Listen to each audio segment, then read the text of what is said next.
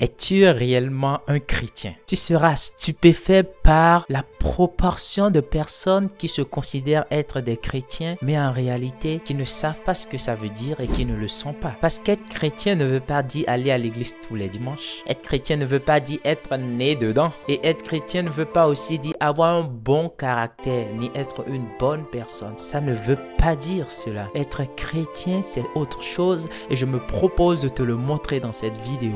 La base de ce que ça veut dire. La première des choses que j'aimerais voir avec toi, c'est: es-tu né de nouveau? Déjà, la nouvelle naissance ou naître de nouveau n'est pas une expression qui a été apportée par les églises évangéliques, comme on le dit dans certaines traditions de l'église. Non, c'est une expression que Jésus-Christ lui-même a utilisée parce que Nicodème, un juif, un docteur de la loi, est venu le voir pour discuter avec lui et c'est Jésus lui qui lui a répondu et lui a dit ceci. Jean 3, du verset 5 au verset 6. En vérité, je te le dis, si un homme ne naît d'eau et d'esprit, il ne peut entrer dans le royaume des cieux. Ce qui est né de la chair est chair, ce qui est né de l'esprit est esprit. Donc ce qui est né de la chair est chair, ce qui est né de l'esprit est esprit. Et Nicodème lui dit, mais comment je fais pour naître de nouveau? Faudrait-il que je retourne encore dans le ventre de ma mère? Donc c'est Jésus lui-même qui vient avec cette expression ou cette idée de la nouvelle naissance. Et il dit, tu dois naître d'esprit. Donc un chrétien, c'est quelqu'un qui est né de nouveau. C'est quelqu'un qui est né d'esprit. Donc si tu n'es pas né d'esprit ou si tu ne sais même pas ce que ça veut dire ou comment est-ce que cela arrive, donc tu ne peux pas dire je suis chrétien. Mais tu peux devenir chrétien. Car aujourd'hui, comme la Bible dit, est le jour du salut.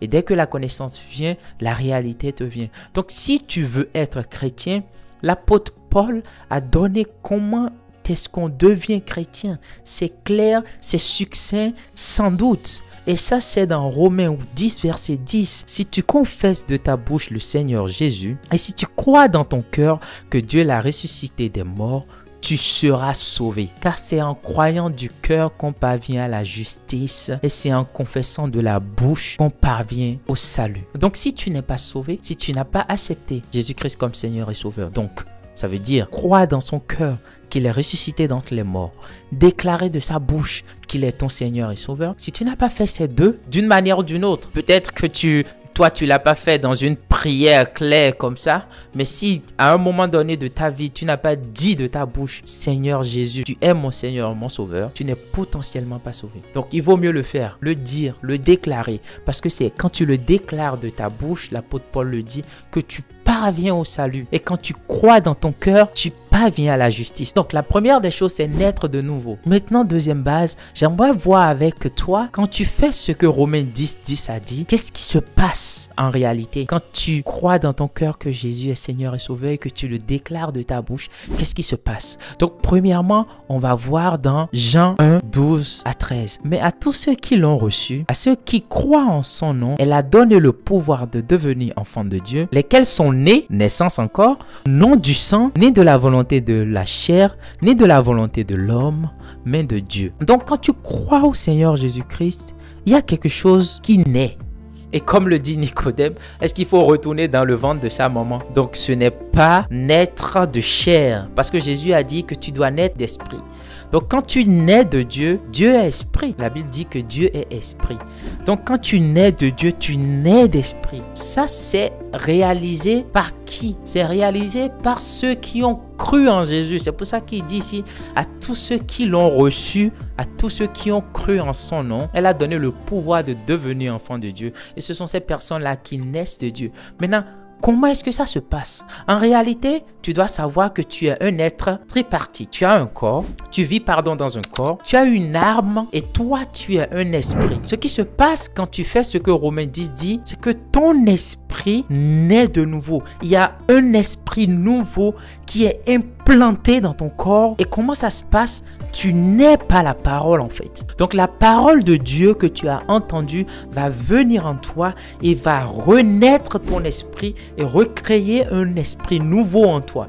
Et ça, je peux te le faire voir. Puisque vous avez été régénérés, non pas par une semence corruptible, mais par une semence incorruptible, par la parole vivante et permanente de Dieu. 1 Pierre 1 du verset 23 au verset 5. Et quand tu regardes Jacques 1, 18, il dit: Il nous a engendrés selon sa volonté par la parole de vérité afin que nous soyons en quelque sorte les prémices de sa créature. Donc, la parole de Dieu va venir et va te régénérer. C'est la parole de Dieu qui le fait. Et quand ce processus est en train de se produire, dans ton corps, tu ne sens pas ça. Non, ça passe inaperçu. C'est invisible. Ça se passe dans ton esprit. Et une fois que cet esprit vient en toi, tu es maintenant, comme la Bible dit, une nouvelle créature. Les choses anciennes sont passées. Ton ancien toi est mort. Et l'esprit nouveau qui est venu en toi devient maintenant ta vie et tu as ce qu'on appelle la vie éternelle. Mais hélas, tu ne remarques rien dans ton âme ni dans ton corps parce que ton corps demeure intact. Tu ne deviens pas plus clair qu'avant, tu ne deviens pas, je sais pas, noir, baraqué. Non, ton corps est toujours intact. Les problèmes que tu as dans ton âme, le manque de pardon, la colère, tout ça est toujours là. Mais cela ne veut pas dire que tu n'es pas devenu chrétien. Tu es réellement né de nouveau par la parole de Dieu. Maintenant, tu vas commencer par renouveler ton intelligence. Et ça, c'est au niveau de ton âme. Tu vas pas commencer par renouveler ton intelligence. Et le renouvellement de ton intelligence va commencer par transformer ton âme, ton être intérieur. Et c'est en ce moment-là que cela va se manifester dans ton corps. Et c'est comme ça que tu vas commencer par marcher dans l'amour, par avoir des actes justes et bien. Et on dira de toi, oh, il a des actes, des actions de chrétien. Les actions sont la preuve plus tard que tu as été transformé, qu'une fois que tu es né de nouveau, tu médites sur la parole de Dieu et ton âme est transformée et tes émotions sont transformées et ça a de l'impact sur ton corps et tu manifestes maintenant la nature divine de Dieu en toi. Donc tu vois, être chrétien ne veut pas dire aller juste à l'église.